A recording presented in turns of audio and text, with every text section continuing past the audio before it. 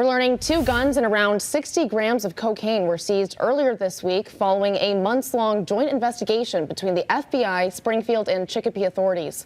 Around 10:30 Wednesday morning, detectives were surveilling a residence on Atherton Street. After they were granted a search warrant, that's when they saw 28-year-old Jonadier Santiago get into a car and drive away. Santiago was stopped near the intersection of Carew Street and Decker Place. Detectives found more than $1,700 in cash in the car, along with 4.5 grams of cocaine, 17 bags of heroin and fentanyl, and 24 bags of crack cocaine. After searching the house Santiago came from, detectives found the 2 guns along with over $1,000 in cash. Santiago was arrested and is facing numerous drug and gun-related charges, including 2 felony counts.